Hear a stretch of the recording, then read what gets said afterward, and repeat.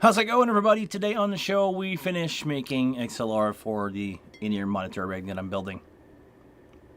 That's it. Q&A.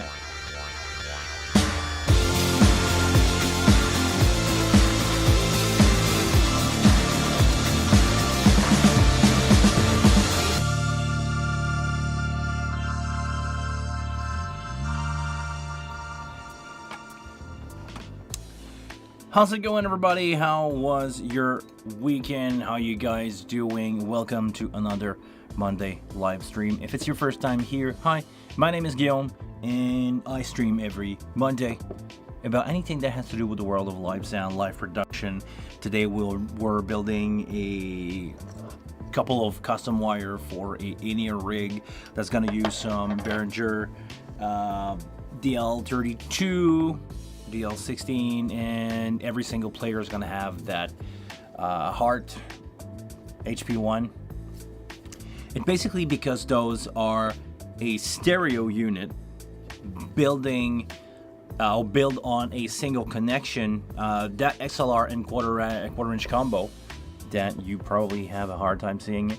That XLR quarter inch combo can be a stereo input for that device, but we need to convert two mono, and this is what we're building here, two mono cables, two mono output unbalanced to a stereo unbalanced XLR.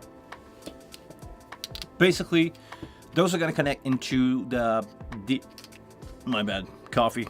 Hold on, coffee. Those are going to connect into the DL16, and basically they will be in a plate, or there will be a plate in a rack where they will be converted to a single XLR, and every single player, every single of the 10 player will have access to a stereo mix. We're building a kit of 12 because if you put together a DL32 and a DL16, you have 24 output. I'm just making the option for them to have up to 24 out. So that's it. It's day 3 of building that kit. I've built that live on the stream before. We build that prototype cable, or the first one, with two connection here, two female 90 degree, not quarter inch, XLR, female XLR, 90 degree to a single plate mount XLR. We tested everything. Everything is working. I did a audio test with a 2 XLR to 8-inch jack, basically mini headphone to XLR. It's working as a stereo unit. It's working as intended.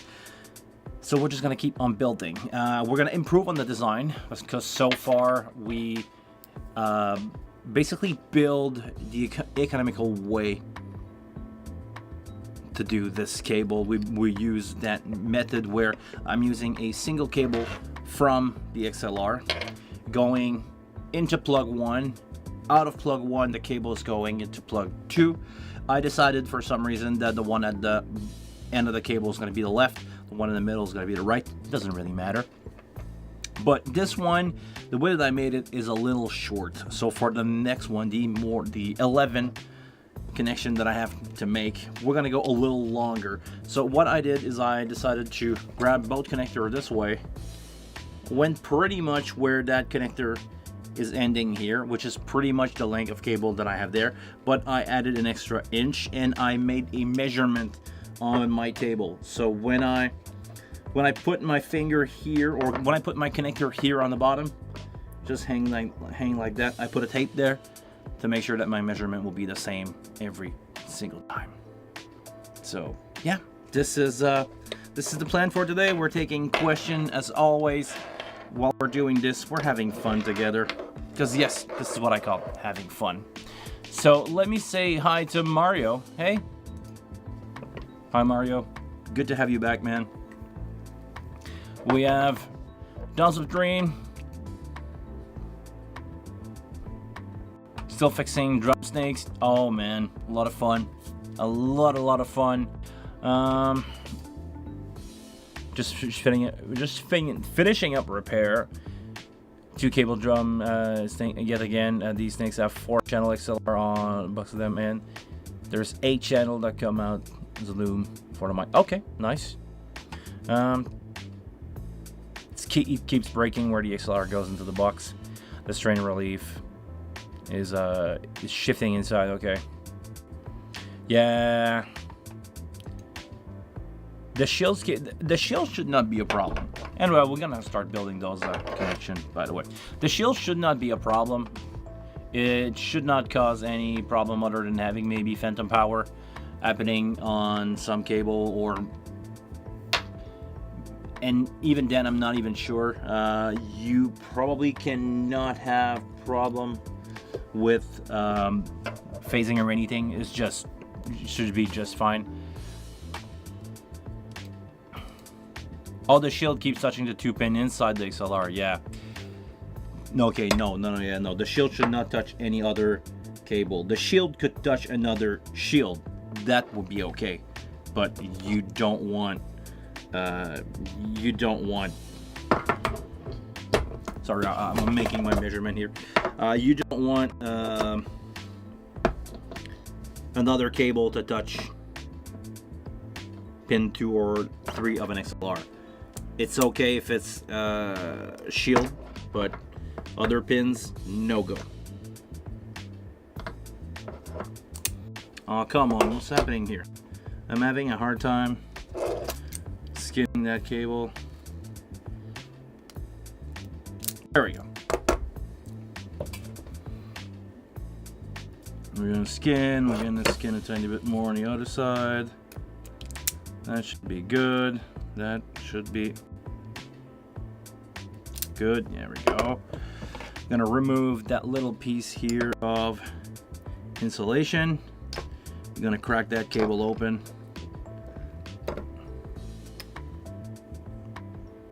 And we will create the right connection, because we already build all the left connection. We already have 11 cable or 12 cable built with an XLR at one end. We just need to cut it in the middle, doing that little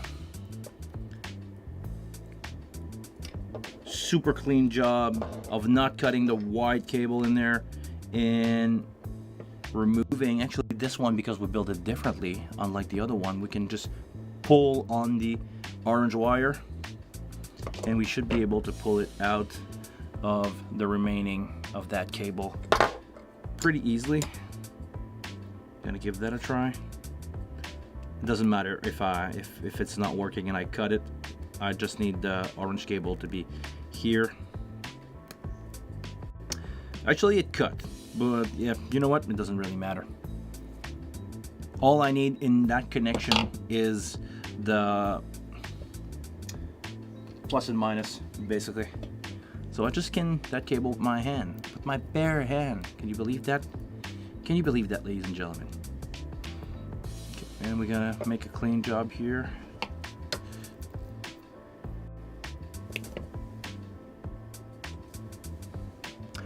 All right, so yeah, Nick, it might cause bad popping and cracking if you have cables touching the shield, or positive and or hot and cold. I should not say positive and negative. Hot and cold touching the shield, it can create some really funky stuff, especially with the mini cable. Is it mini cable like the one that I'm using right there?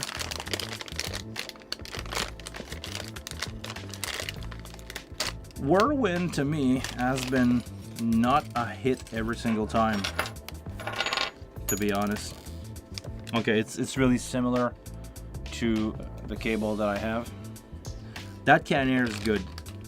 I've built many rigs with that cable, and it took me years to get failure. Like, we're talking about 5 to 10 years before I had a single XLR go bad.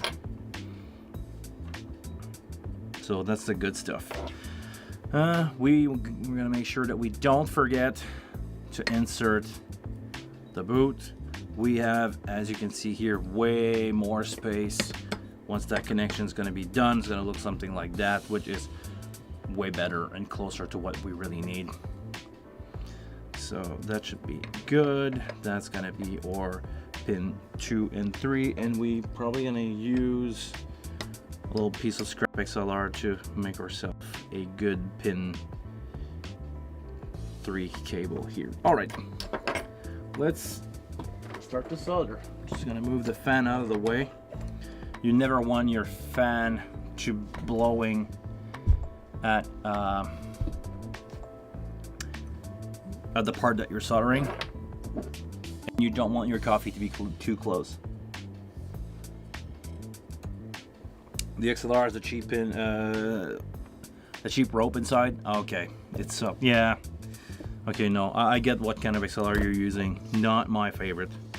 I really like that Canair. Otherwise, seriously, man, the Digiflex cable is really good. It's the kind of XLR that I'm using daily on gigs. Everybody here has a deal on Digiflex because it's made in Montreal, or used to be made in Montreal, so it was kind of affordable. So that's the way to go here. Digiflex. If you're doing install like I am, from time to time, you want to use Canair. Install that small install Canair is great. All right, that's a good tame plug. We're gonna make the XLR.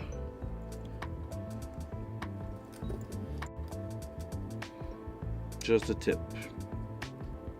There we go. That's awesome. And we got 10 more of that to go while we're taking out question. Canair, yeah, Canair. Probably, I know you have some friend in the business, they can probably give you a good deal on Canair. Okay, let's start with the orange one, and we'll see where we can stick the brown. Yeah, that one's good. I can put the ground where it should be, meaning pin 1.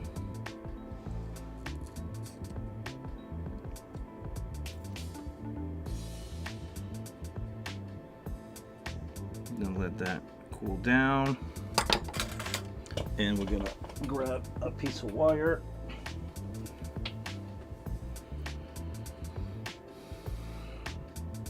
Hi, Rolf.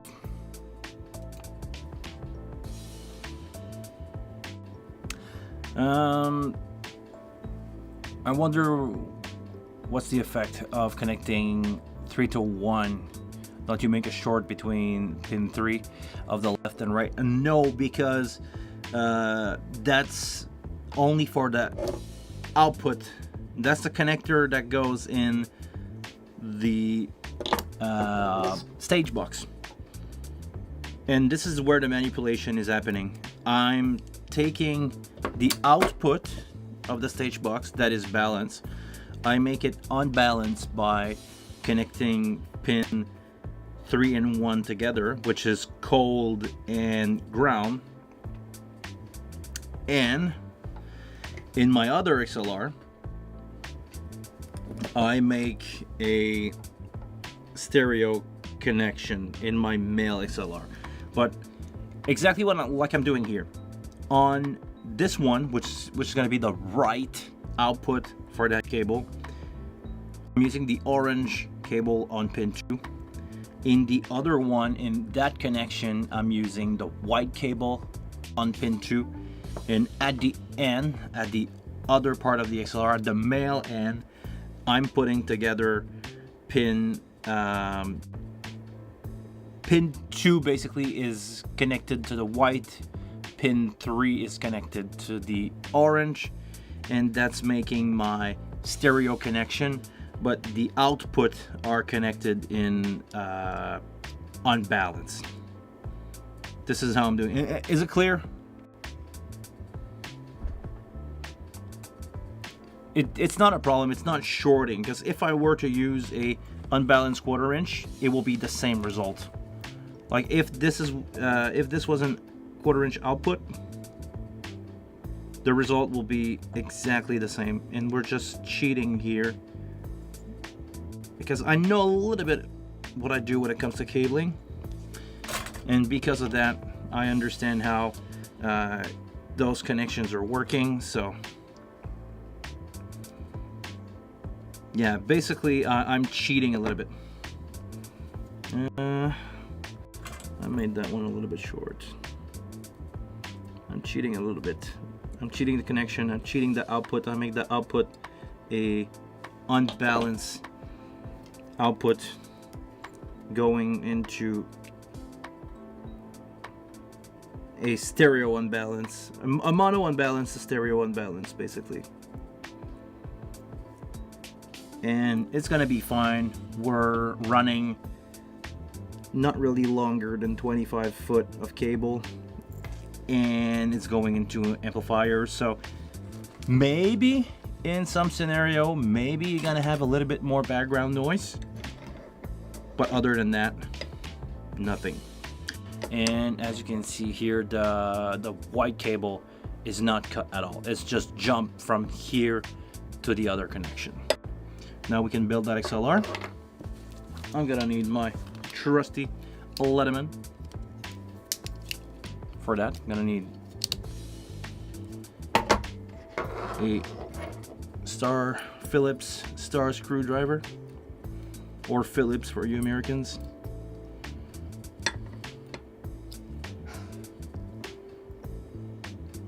Un tournevis cruciforme, if you want to say it the proper way in French. Un tournevis étoile.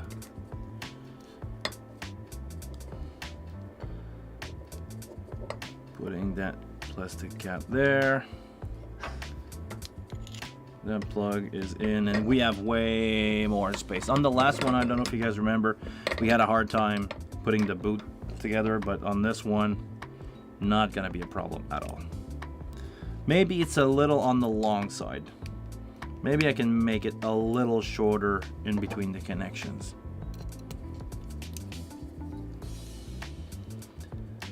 And if it was me, and if I know that this kit would move a lot, and I know it won't, I know it's gonna be set up, it's gonna be set up in a rack and never being unplugged ever. And I know it's not gonna tour much. It's gonna do basically 1 or 2 shows a year, because this is basically a rehearsal setup that I'm building for a band with a huge choir. There's 24 SM58, 10 musicians, 24 people singing, plus some wireless, plus, so a lot of people singing. And this is the kit of wired in here for the musician. The choir is going to hear themselves with monitors. But because I know it's not like going to be in a truck, I don't need to put Loctite on those screw. But if I were to tour with a setup like that, I would put blue Loctite in inside the connector. So now we have a little too long of a connection here, a little too long of a jumper. So we'll make the next one a little shorter. Let's go. Let's start to move on with these connections. I'm gonna put it right there.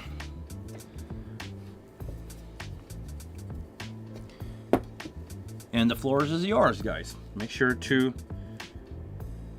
say hi. Make sure to interact with the stream. It's not the most entertaining thing ever, but it's a good opportunity for you guys to have a sound engineer available to answer your question about anything. And we can talk pretty much about anything that has to do with the world of live sound.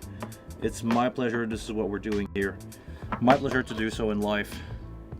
Talking about live sound. I love it.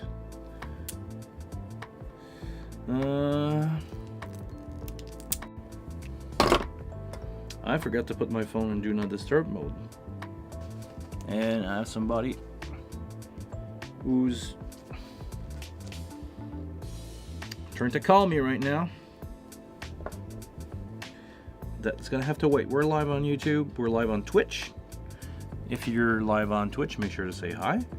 I will know because I have a little icon on my chat window that tells me where you guys are sending out coming from. So I know who's on Twitch, I know who's on YouTube, and it's always a pleasure to read you guys on Twitch. I'm not convinced yet about Twitch. I'm not 100% sure this is the right platform for me, but I give it a try. I want to give it a try. Speaking of trying out stuff, what if I'm telling you that next week, I'm gonna need to figure out the detail, but next week we might have the opportunity to get our hand on a Midas HD96 Air. I'm gonna do a full announcement if I'm doing the video on Monday about that. I'm gonna probably post that on some Facebook group and everything. I've been really quiet on social media recently. I just don't feel like I want to deal with social media. Like Facebook is dying. I'm not really sure I want to go on TikTok. I don't think my content will make anything good on TikTok, but it's there, so we have to consider it. And I kind of feel it in the view. I kind of feel it in the new viewer of the channel. My YouTube channel is down right now. I'm not making enough content for the platform. It doesn't like it, and I don't advertise on Facebook, and I don't advertise on, Instagram and everything. So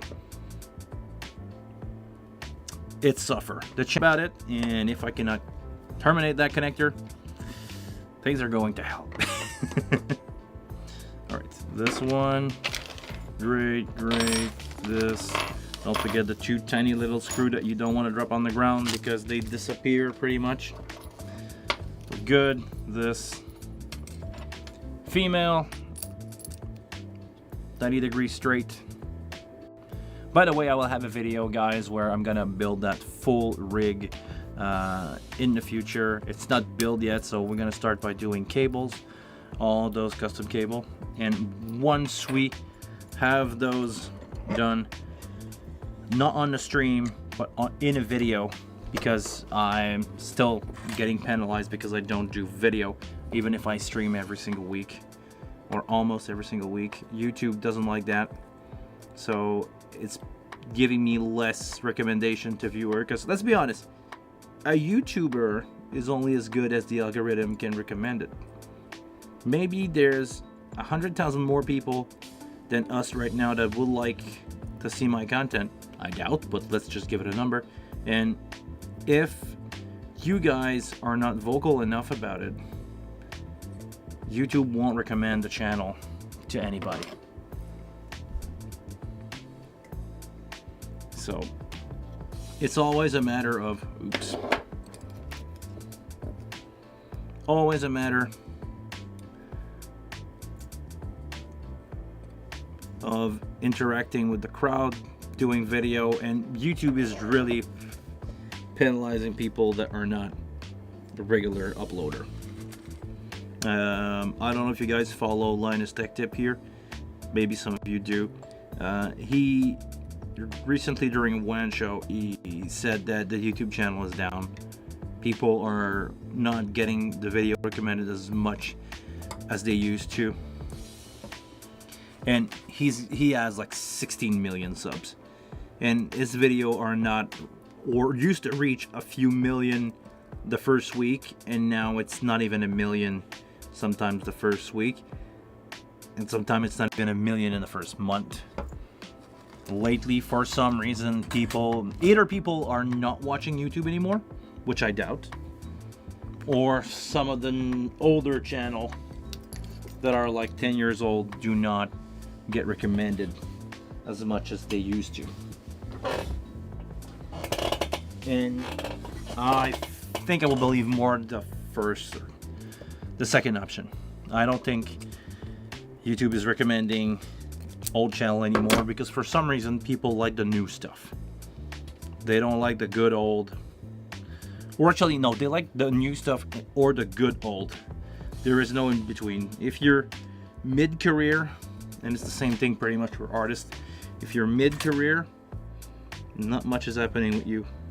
You need to be really strong and get a really good crowd of people following you for something to happen. It's a conversation that I had with an artist that I'm working with that has been active for the last 30 years.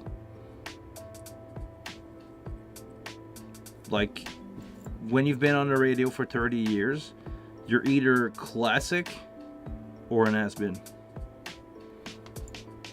That's the reality of the show business nowadays. And I don't think it was like that the whole time. I think because of social media and the opportunity that we have now to get, you know, people that have different kind of content to get out there a little bit more.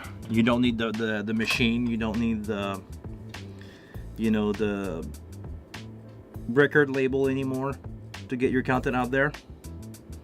If you're a musician, or you don't need the agency to push you if you have a show. You don't like, I'm having a show right now. Can we call this like a series, a TV show, a weekly show? No, nobody in their right mind in the TV space would ever give a second look to what we're doing here. I've helped a lot of people with my YouTube channel, but nobody in their right mind in the TV world would, like, they would look 5 seconds of it and say, that guy's doing stuff that nobody care about, or really a few people care about, and they would not look at this. But some people that have content that is a little less niche than I have make career nowadays doing this. And we're not talking about the fan exclusive content,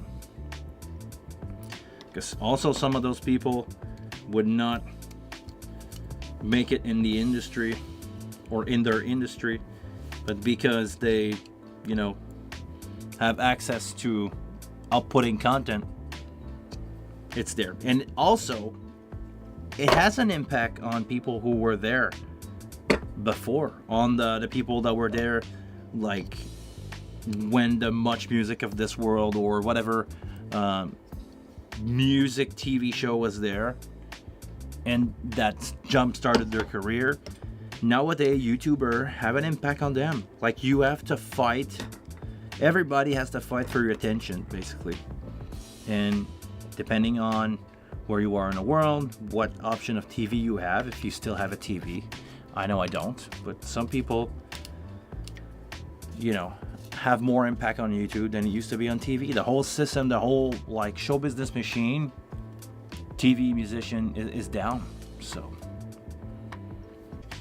and he was not chosen to be one of the few person that should have reached by those big machine. He's disrupting the machine. I hope Rick Beato's gonna win his fight with I hope Beato's gonna win his fight with the big label and stuff like that. I think he deserved that.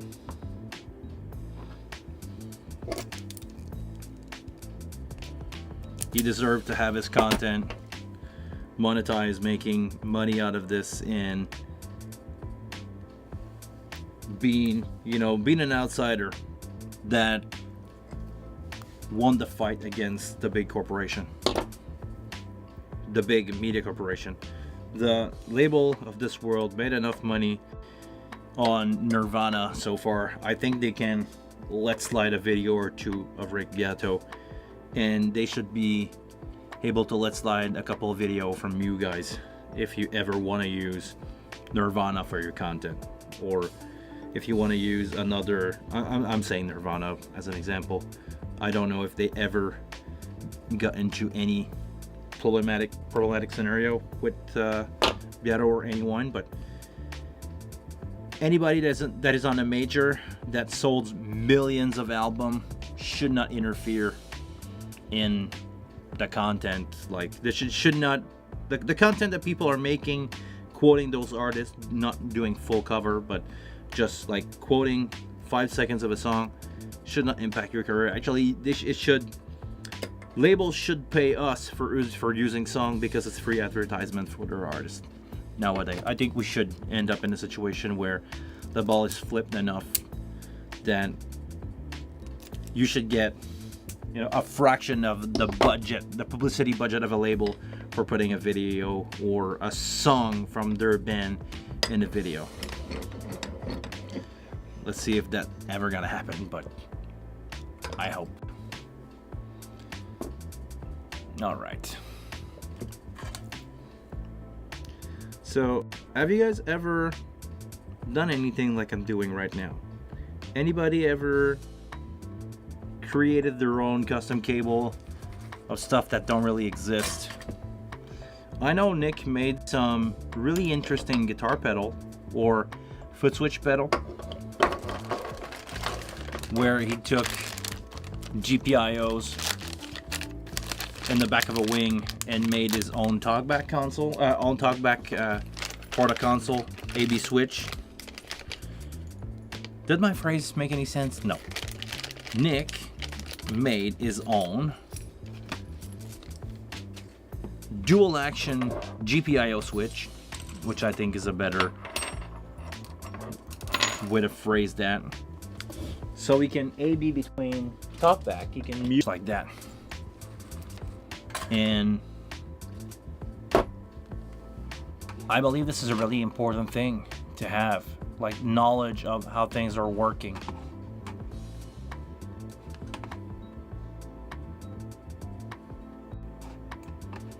All right.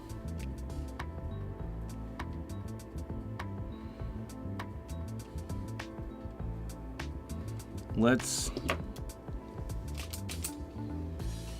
make the connection between pin 3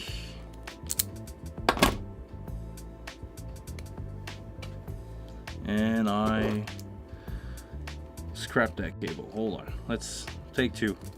There we go.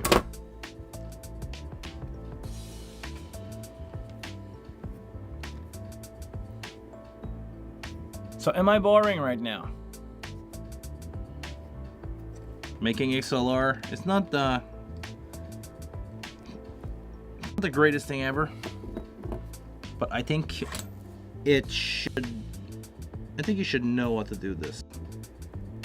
Understanding the mechanic behind all that stuff. Like I said, balance, unbalance. Let's make a connection here first.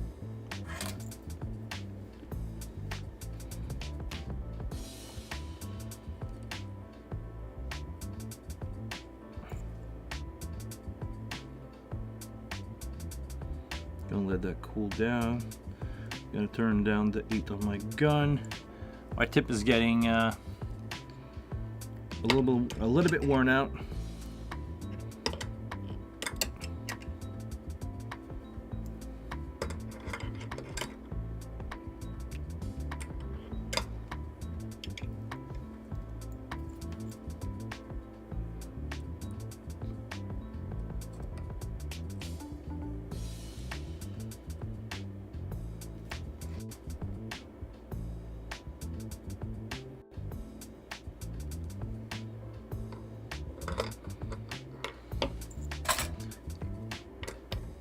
That dropping. Would you like to see?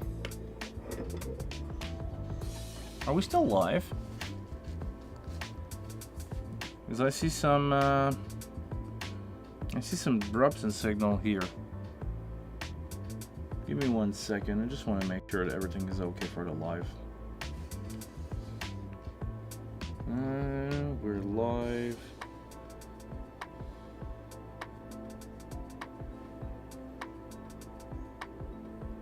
Okay, we're still good. All right. What would you guys be interested to see with the HD96 Air? Because I'm gonna have one with a fader bank. I'm gonna try to push it.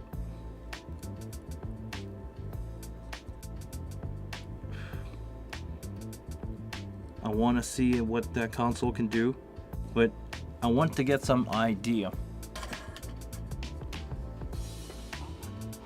You got quite some network drop. Okay, maybe this is why people are not sticking around. The viewer count is really low. Maybe some people getting kicked out. Okay, I'm having the same thing as usual, so I don't know what's going on with that. This is really strange. There's not much I can do about it right now, but let me know, Rolf, if it's getting worse.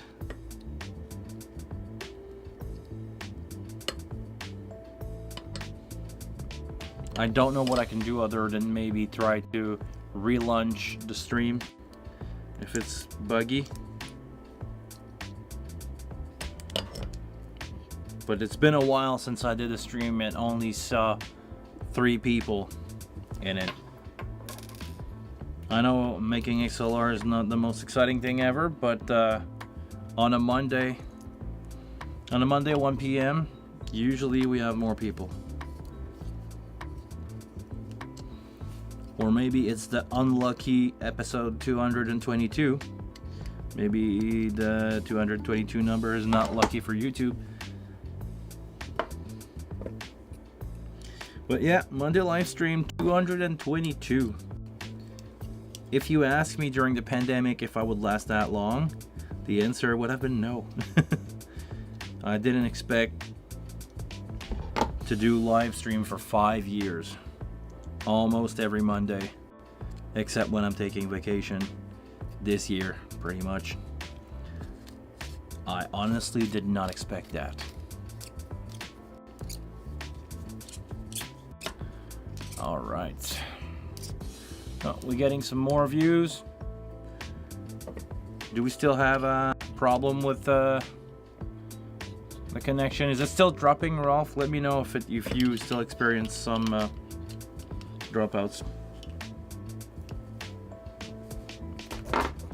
We're gonna keep pushing. We're gonna keep making those XLR. I'm gonna try to push the pace here a little bit, because actually, as much as I like you guys, I would like to get done with this at some point.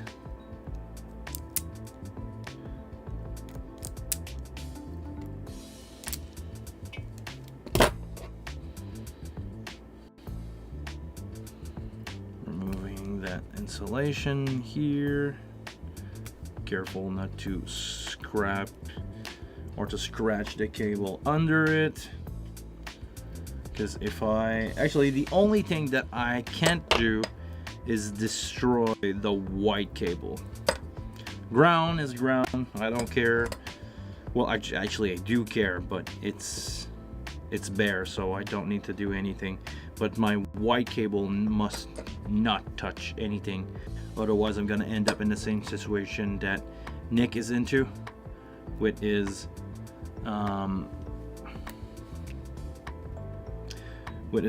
drum snake.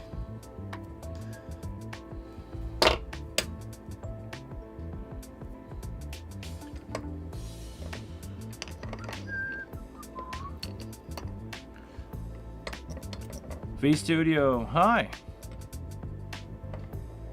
Welcome to another XLR soldering session where we take your question in. Your question. We're doing Q&A today. Feel free to ask your question, anything that has to do with the world of live sound. It will be a pleasure for me to answer them to the best of my abilities. And if I don't, well, we have some really cool people in the chat right now that can probably help you out if I can, because together we have a bunch of expert on a lot of things. I know recently that Rolf became a network expert. He sent me a lot of document about audio over network stuff. He's probably getting good at it. Nick is also Dawns of Dream 97. Nick is also a really good experienced sound engineer.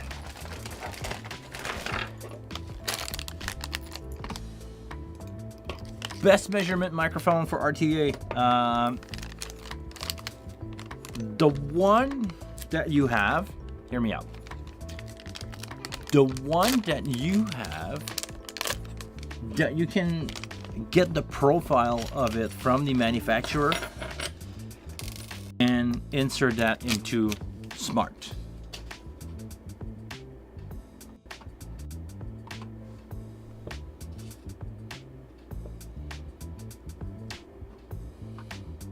Because, okay, I'm gonna get back to this, Ralph.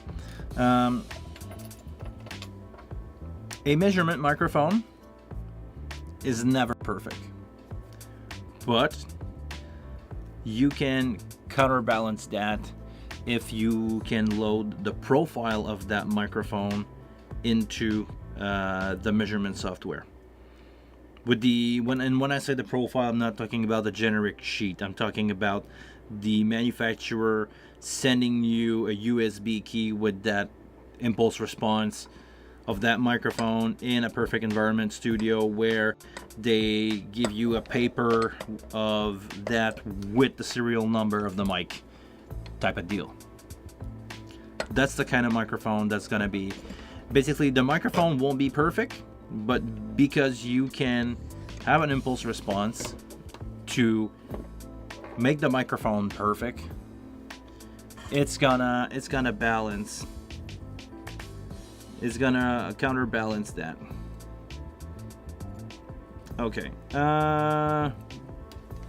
that's the answer, to be honest. Maybe another observation, the quality of the ads is much better than your stream, which is weird because usually the ads look like crap. So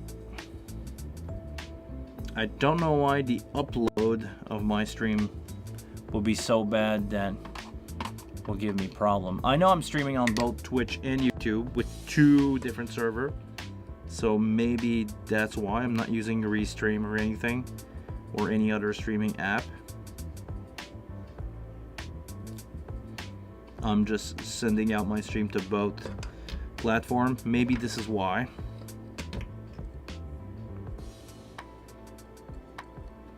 But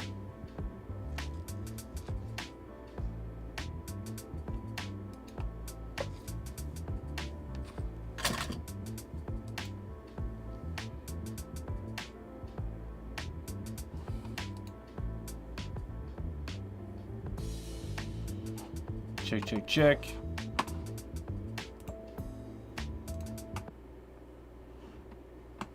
Okay, take 2. Are we live? Let me know. Are we live?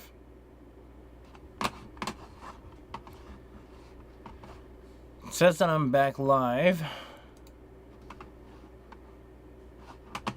Let me pop out my chat. Chat is back live. Hi, Rolf, are you still here?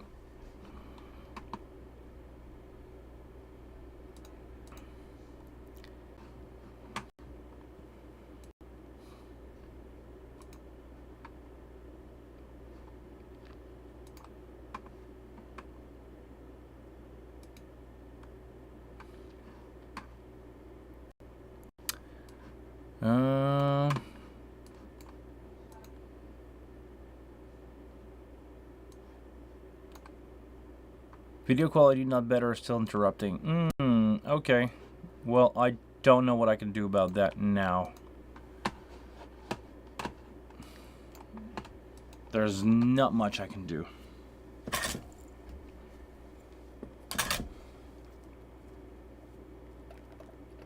Really sorry about that. It's not how I usually like to do content, but other than restarting OBS, I don't have a lot of option here.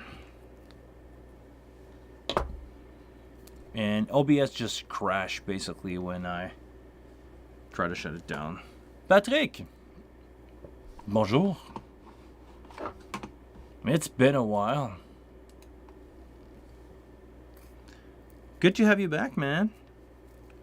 I hope the quality of the stream is better on your end. We're having a bad time here with Rolf.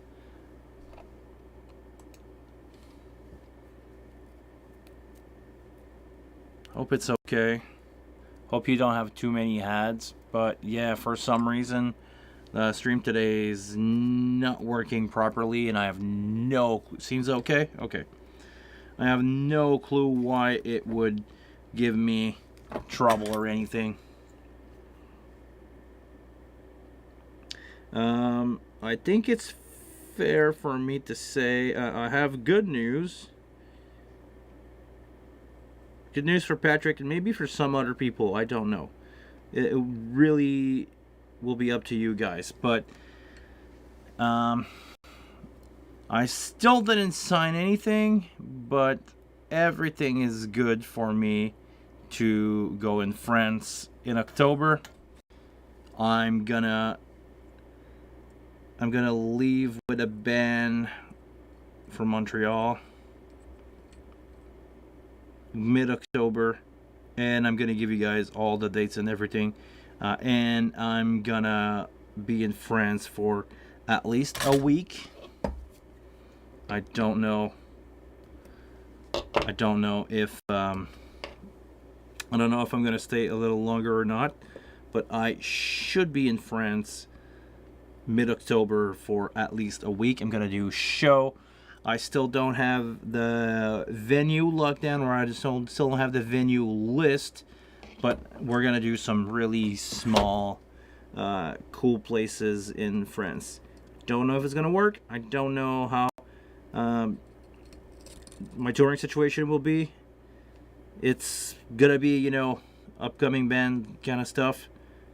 So I'm not doing any Zenit or any huge arena out there, but I'm definitely gonna go in France. If you guys want to have a drink, it will be a pleasure for me to even go out of my way to meet some of you guys. If you guys want to have a drink, of course. And when I say drink, it could be a coffee, it could be anything. I'm not drinking beer all the time, like those crazy Canadian beer drinker, right? I prefer the German beer drinker, but I'm not going anywhere with that one. Anyway, all that to say that I'll be in Europe somewhere mid-October, if it's possible. If you guys want to shake a hand, have a coffee, have a good time, it will be a pleasure for me to do so. If I have a day off, actually, tell me, guys. I know I'm going to look stupid, and I know I should look that up, but I know I'm going to probably land in Paris. And I know there's a train going to London, right? Like, if I want to spend a day in London, I can take a train, like an hour and a half, and I'll be there, right? I also have some friend that I need to visit in London from Quebec, singer that I work with here, that are moving there. But if it's possible, I would like to go and visit London. Maybe like doing the classic, go to Abbey Road, and maybe not go in the studio, but at least visit the studio, take the freaking picture like the Beatle. But Patrick, if you're traveling to the UK, you probably have the answer to that one.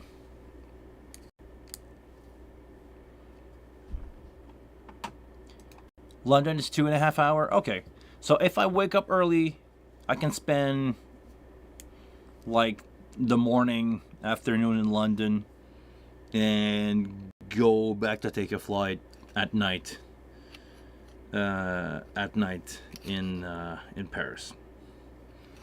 Or maybe I can try to move my flight from London to Paris. And I know, I don't think, don't quote me on that, but I don't think there's any flight going from London to Montreal. I think you need to go Paris, London, Paris, Paris, Montreal. Beatles in Liverpool. That's North UK. Okay.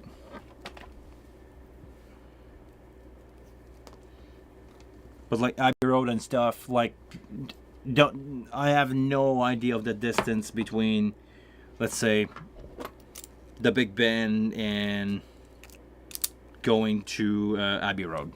Like, is it an hour? Is it like 2 hour? Is it 3 hour of traveling with buses and stuff? I have no clue.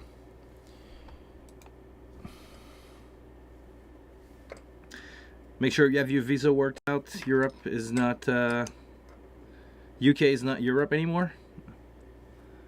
Okay.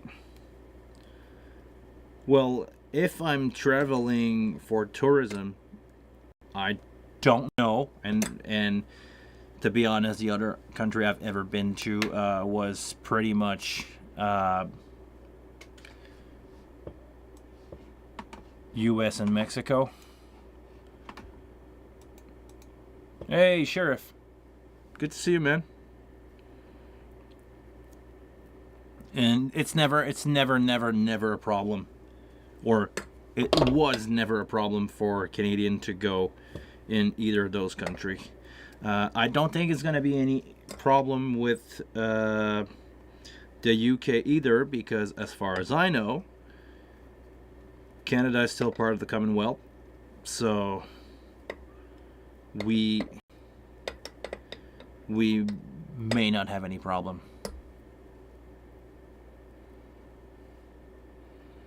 Okay. UK as an ETSA equivalence for visitor.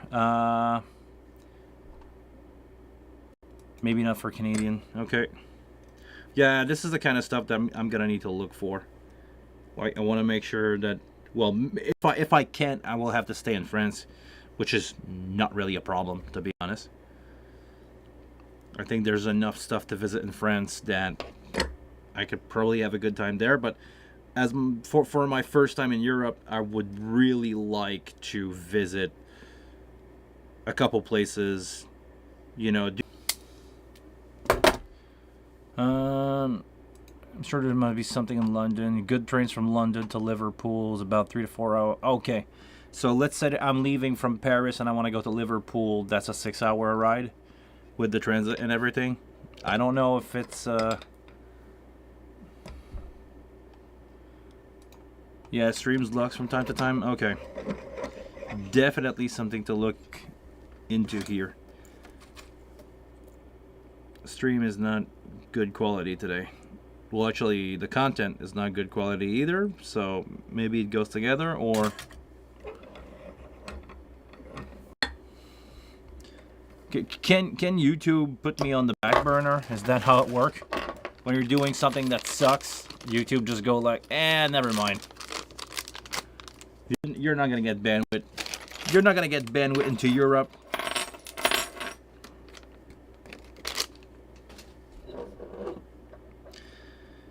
All right, almost halfway there. 1, 2, 3, 4, 5, 6. Yeah, it's taking a long time to do these connections.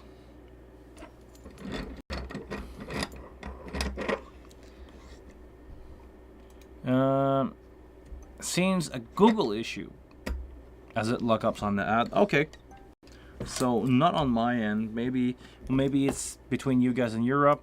I don't know if we have anybody in North America right now, but usually there's more people in this on those streams, so maybe we have a problem with Google. I don't know. Maybe it's not related to that, but I don't know how much you guys follow the tech news. I like to just be aware of what's happening. There was a massive hacker attack the other day that sent out a couple 100 terabytes of information every second to try to crash some server. Like, somebody internet connection was flooded with like a bunch of information. Martin, au Québec aussi on a un problème. Okay, so locally, still not perfect. Even in Quebec, it's not going that good.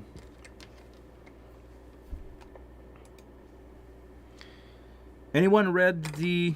Hold on, I was about to do a mistake here. Anyone read the wing manual here, or at least start reading it? No, I didn't. I'd be curious. Problématique au Québec aussi. Still problematic. Still having an issue in Quebec. Okay.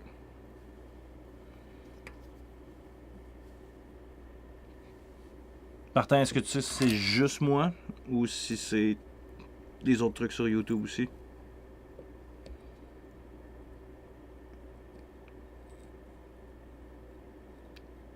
So it's probably going to be funnier to watch this one in replay if you guys are interested in that. Ralph, you did read some of the first few chapter of the Wing Manual? Promising? Okay. Interesting. Maybe this is why. Maybe YouTube is aware of that and they cut me down. I don't have a purpose anymore. Because now Behringer has a user guide for the Wing. They go like, oh, this guy's dead. Probably ChatGPT told them.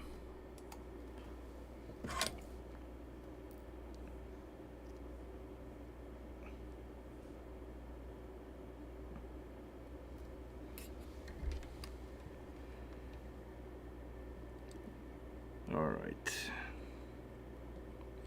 Well, that's going to be the last connector for now. We're going to close the show around the 1 hour mark, especially because it's not working that great on YouTube. I'm just going to finish that up. I'm going to read a few questions and call it a day.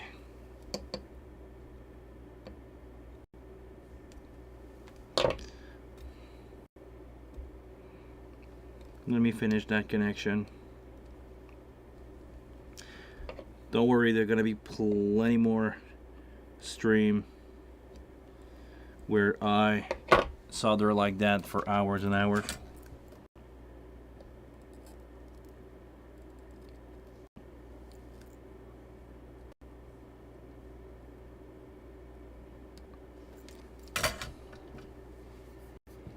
Latecomer. Rob, last minute. It's been an hour. We're almost done here.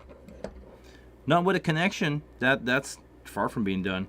But the stream, because things are not going that well today on the stream. A lot of people have a hard time watching it in Europe.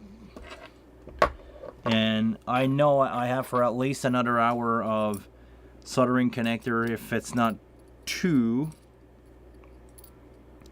Or if you guys want to push it, let's just push it.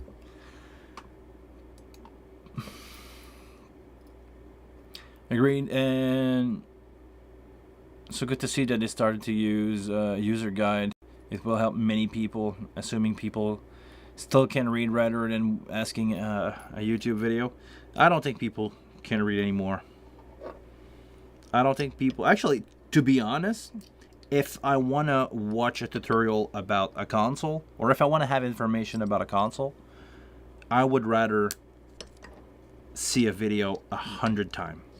Just like seeing where the person is clicking and where the stuff is on the screen.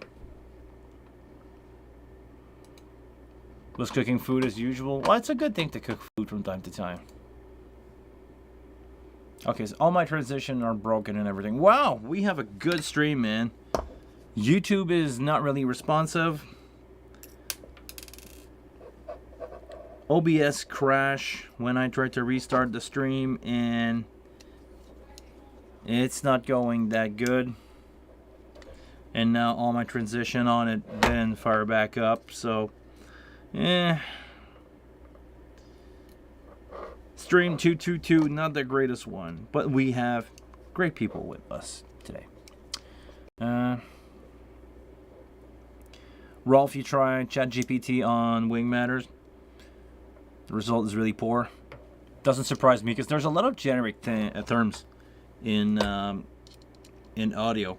Like, you cannot say most consoles. You need to know about that console. How many mix bus can a console do? If ChatGPT refer to that from the analog console point of view, the answer is maybe 4 to 6. But if we're talking about digital, the answer is probably more 16. And if we're talking about the Wing, the answer is 28. You have 28 bus on that console. So, yeah.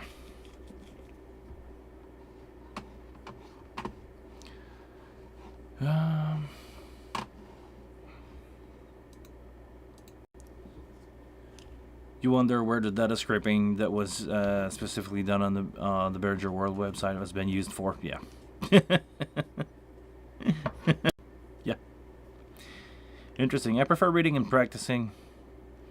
Ensure I get it right. I think a video. Well, actually, if I wanted, because that's the thing. Hold on. When I'm looking for advice on a console, I'm not looking for sound specific or sonic questions. I want to know like how to do like automation. I want to know like to do stuff like that. So I like to see somebody do it. I don't want to say I'm a visual kind of guy, but reading it is not making it for me. I want to know like, okay, you need to push there. I know the symbols. I know stuff that I see, and to me, I prefer that. I prefer watching video for stuff that I will interact with. I want to know like and I'm not the only one. I had that conversation about 10 years ago where Apple, when they start in their ads to show you, and I don't know if you know that, but they show you all the gesture that you need to do to interact with a device. Like you can, on your phone, they show you that you can swipe, that you can use 2 finger, 3 finger, up, down the menu. They show you all that stuff in the ad. So the ad was basically telling you how to use the device, and you knew just by watching the ad how to open up the phone, changing the setting, wrapping up stuff, going left, right, double click, triple click on the side, stuff like that. So yeah, pretty much. I know RCA to XLR is unbalanced, but if you adapt phono XLR to a XLR cable, would that make it balanced or unbalanced, or any unbalanced to balanced cable? It will make it unbalanced because you have a unbalanced connection in there that's gonna jump exactly like I'm doing here. It's gonna jump from pin 3 to pin 1, and as far as I know, it's gonna make that an unbalanced connection. That's my understanding of the process here. Maybe I'm wrong, but if I fully understand the math between, let's do another one. Let's do one more. If I understand the math here between balance and unbalanced, as soon as you have something unbalanced in the signal flow, everything else down the line pretty much becomes balanced until you reach another machine that is balanced again, or going through a direct box that will take your signal from, instrument level unbalanced, instrument level to balance. You can use a direct box with a transformer for that. It's going to help you out. But yeah, as far as I understand, unbalanced. Thank you, Robert. Hold on. One more time.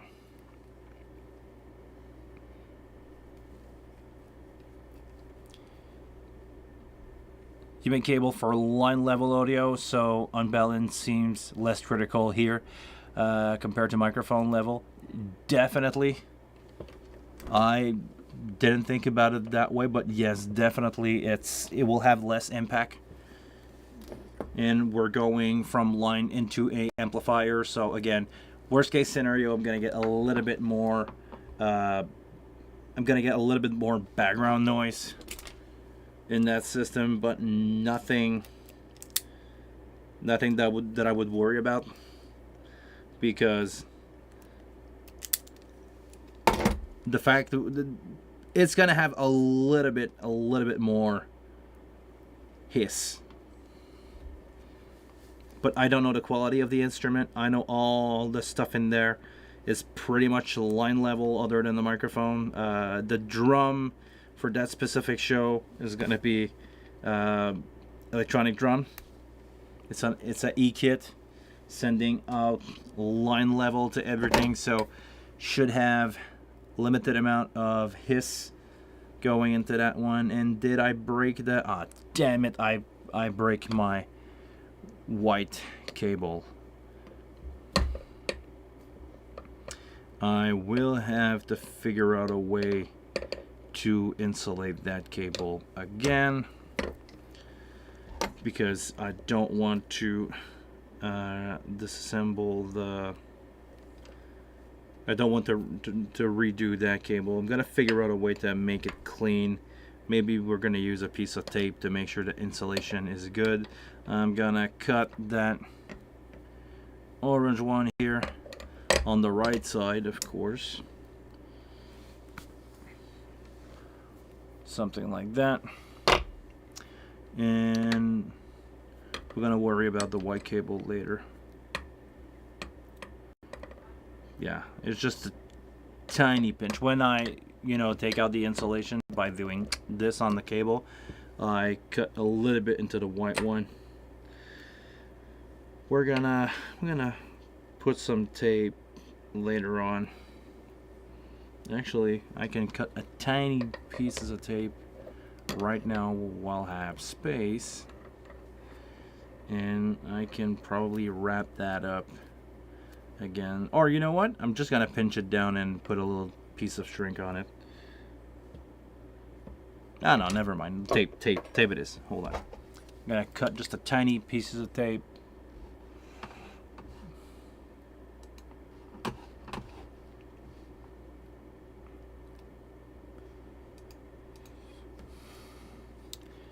Did my first stand-up sound gig last week. Completely different process than what I'm used to. Oh, really? How was it? You had a good time? Tell me, Rob. I want you to have a good time. If you didn't have a good time, let's talk about it and figure out how you can have a good time next time.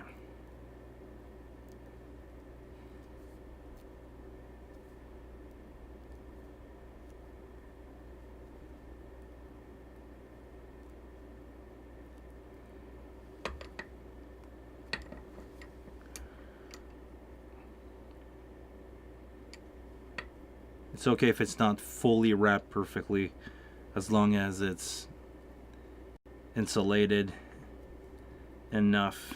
There you go. Insulated enough. No one will ever seen it. We're gonna solder that ground wire together here before we do anything. I want that to stay together. There we go.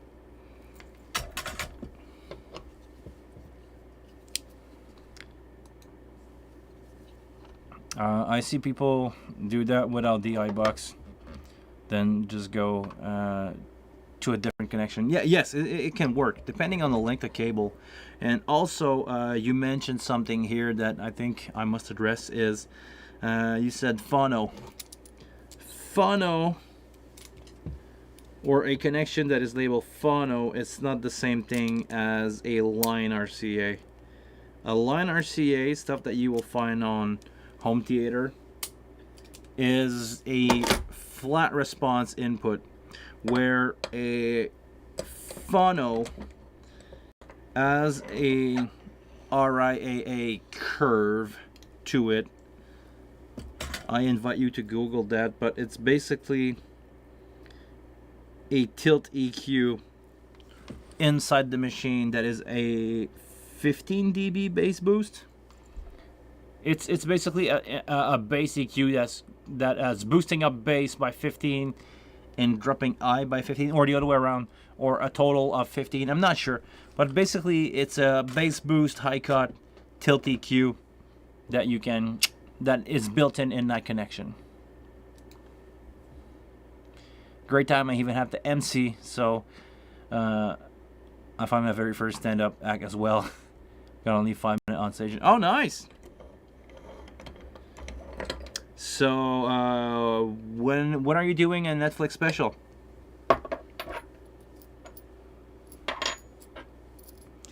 You got your 5 minute. Let's just figure out another way to find another hour and 40 minutes of material, and you're good to go. We can do an hour 45 Netflix special. Could be a good winter project, right?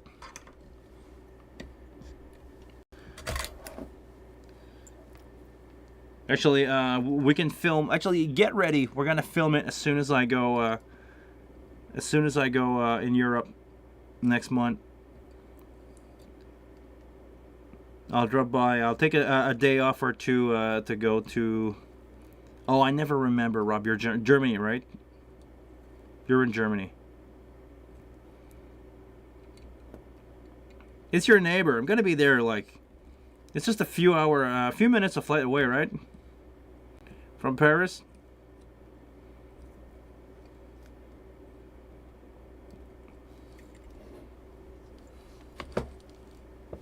Let's make it happen. Get the camera ready. I'll mix it. Sweden. Oh yeah, Sweden. Oh, yeah. I think I prefer Sweden to Germany. We can go to Sweden. Watch all the church that burned down. Try to find some of my favorite YouTubers that are in Sweden. Ola England and oh, what's his name? Peter.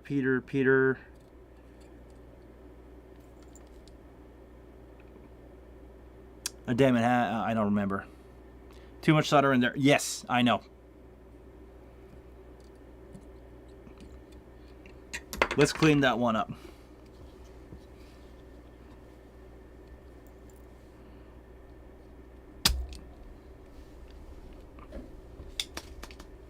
Too much. There's too much, I know.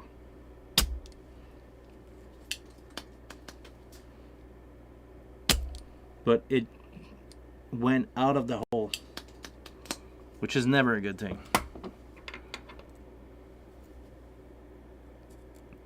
Peter Lindgren. That's the one I was looking for. Peter Lindgren. I love what he's doing on YouTube. He's really good for helping out people making video. No, I like Peter Lindgren.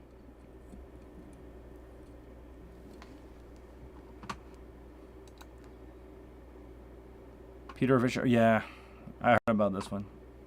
Is it Nolan? 3 spelling at once. Come on, guy. Visa Fisher. Hey, Tom. Nice to see you, man.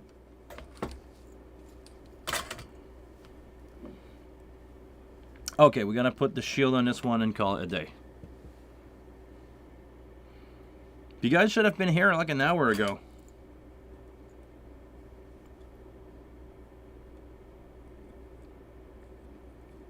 Stream is almost over.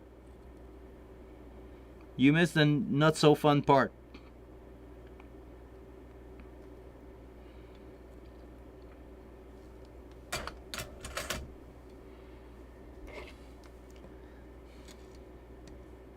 I'm gonna take a wild guess that Rolf is subscribed to his channel. I'm not. I know who the guy is, but I'm not subscribed to his channel.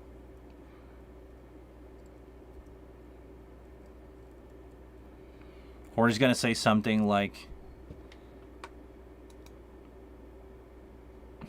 normal for the other man. Oh yeah.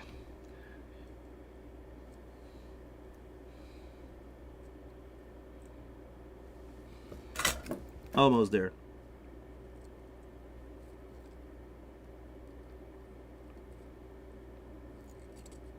Not the nicest ever.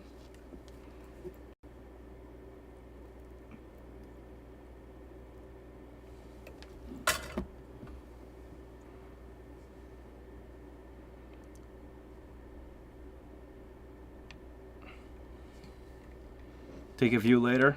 Great. Thank you very much for watching in playback. You guys are my saviors. People that watch in playback. I don't get a lot of views on these videos at time of stream because I understand that people sometimes have other stuff to do. And I also understand that some people like to skip some parts of the video, but you guys watching in playback are the reason why those videos make sense, because we can be maybe, I don't know, 25, 30 people watching, but I get 500 to 600 views on playback.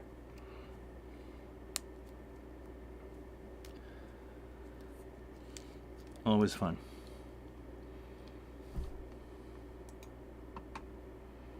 When too many people watch over your shoulder, it may be stressful. Nah. I'm okay. Actually, seriously, when doing mix, when I used to do big crowd, when I used to mix like the first time for a 5,000 people show, the first time you're doing it, you're freaking out. Like, you go like, oh, there's so many people here. But at some point you're getting used to it, and a lot of people have no clue what you're doing when you're out front of us. That connector or not. Let's pull on that one. We're gonna remove the ground. We're gonna remove pin 2. I think I made it okay. Okay.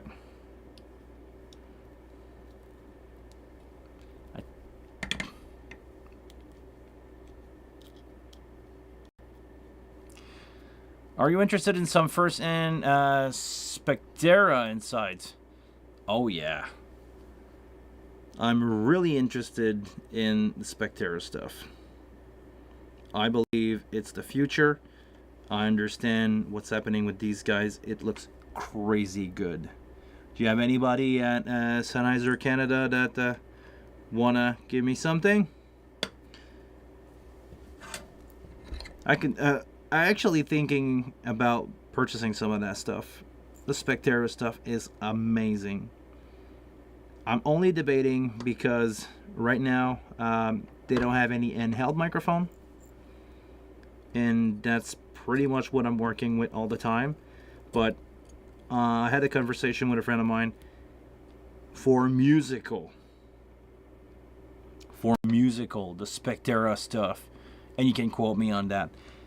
It's gonna be the standard for every production. The amount of microphone that you can fit in a really small band frequency, the fact that you can have everybody for roughly the same price on in-ear and on like a mic and in-ear all in one pack.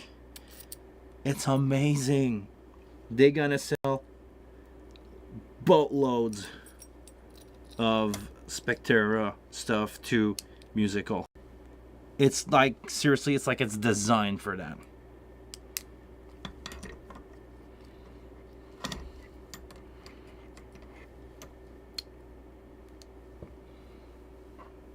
Spectera stuff, and I don't know anybody at Sennheiser in Canada, but Spectera stuff is like interesting to me. I would really love to do some hands-on work with that stuff. It looks easy to deploy, easy to use, so efficient. I'm a fan of efficiency. Like, I want stuff to be the crazy efficient stuff. When I'm buying a laptop, when I'm mixing, everything I want everything to be efficient. Like the most amount of result for the less amount of effort. That way you can replicate that as needed.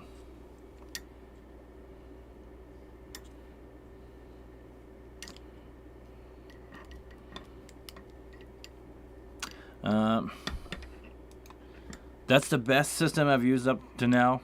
Sounds great, and it's also easy to handle. Hold on, I'm missing a tiny bit of your comment here.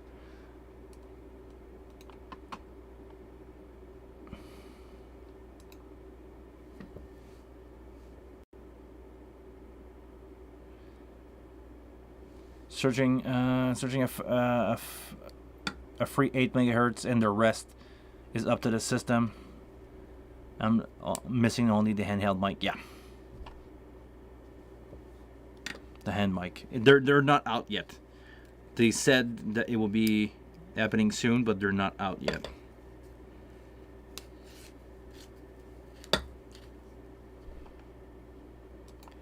So wonder how it will work in an RF crowded environment. And I think that's the beauty of it. If I understand correctly the Spectera stuff, it sends out multiple microphones on a single frequency. It's sent in and out on a single frequency. Basically it's bidirectional connection. So once it's grabbing, like if you look at it, it's kind of like Dante, where it's send not multicast. Yeah, it send multicast a pack of 8 on a single frequency, bidirectional. That's my understanding of this system. It uses a 8 megahertz bands to send out 8 microphone bidirectionally. Don't quote me on that, but I think it's the way this thing is designed. So the Spectera stuff, definitely something to look for in the future. All right, so it's 3:10 p.m. I have other stuff to do. Sadly, I have a couple bunch more connector to make. I still have I still have 5 of these to make, and I still have all the. You can have more on 8 megahertz bands. Okay. 8 megahertz is the in a sense of you need yeah.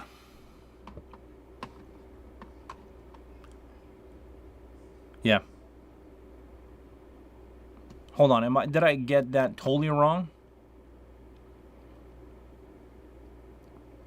8 megahertz, the bandwidth that you need, like from 1,000 to 1,008 megahertz for a system to work.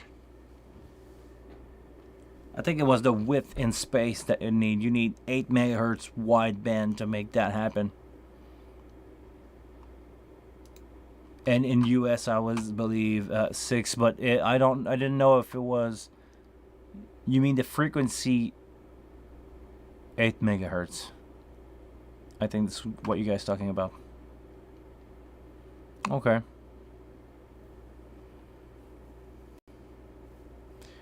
Yeah, but if there's other transmitter in that 8 megahertz band, how will it handle it? I think because it's bidirectional.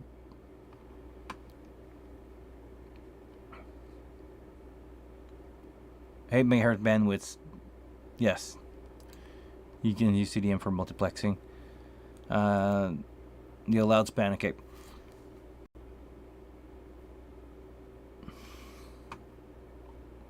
Other transmitter, yeah, okay. Rub other transmitter.